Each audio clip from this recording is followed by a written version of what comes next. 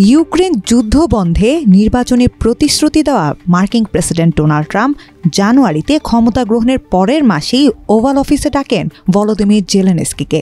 সেই বৈঠকেই যুদ্ধের জন্য ইউক্রেনের প্রেসিডেন্টকেই দায়ী করেন Trump. You're gambling with World War III. You're gambling with World War III. খ্যাপাটে ট্রাম্প যেভাবে জেলেনস্কিকে শাসিয়েছিলেন রীতিমতো তা অবাক করেছিল বিশ্বকে। সেই ট্রাম্প আবারও জেলেনস্কিকে ডেকে পাঠিয়েছেন ওয়াশিংটনে। The United States of America and the president who's trying to save your country. যদিও এবারের প্রেক্ষাপটটা ভিন্ন। যুদ্ধের বন্ধে আলাস্কায় বৈঠক করেন ট্রাম্প পুতিন, তবে এতে আসেনি কোনো সমাধান। ওই বৈঠকের পরপর ট্রাম্পের সঙ্গে ফোনে লম্বা সময় কথা বলেছেন ইউক্রেনের প্রেসিডেন্ট জেলেনস্কি। প্রায় 1 ঘন্টার ফোন আলাপে ট্রাম্পের সঙ্গে অর্থপূর্ণ আলোচনা হয়েছে বলে দাবি জেলেনস্কির।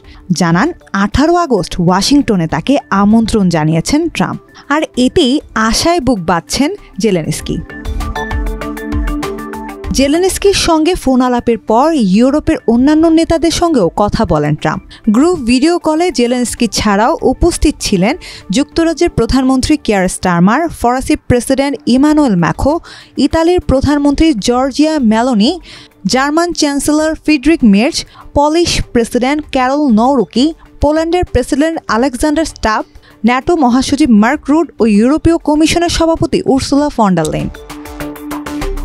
এর আগে ফেব্রুয়ারিতে ওভাল অফিসের বিপর্যয়কর পরিস্থিতির পর ট্রাম্পের উপর ক্ষোভ ছিল ইউক্রেনীয়দের, তবে আলাস্কার বৈঠকের পর তা অনেকটাই দূর হয়েছে। আর জেলেনস্কিও পরবর্তী আলোচনায় 3 নেতার উপস্থিত থাকার কথা জানিয়েছেন। সেই সঙ্গে জোর দিয়েছেন যুক্তরাজ্যের কাছ থেকে নির্ভরযোগ্য নিরাপত্তা নিশ্চিতের পাশাপাশি ইউরোপীয় নেতাদের উপস্থিত থাকার বিষয়ে। ট্রাম্প পুতিন বৈঠকে যখন আভাস মিলছিল যুদ্ধবিরতি ও শান্তি চুক্তির, তখন উল্টো চিত্র যুদ্ধের ময়দানে। আলাস্কায় ট্রাম্প পুতিন বৈঠকের সময়ও ইউক্রেনে 85টি ড্রোন ছুড়েছে মস্কো। অবশ্য সেই ড্রোনের মধ্যে 61টি ভূপাতিত করা হয়েছে বলে জানিয়েছে কিয়েভ। অন্যদিকে মস্কোর দাবি তারা প্রায় 30টি ইউক্রেনীয় ড্রোন ধ্বংস করেছে।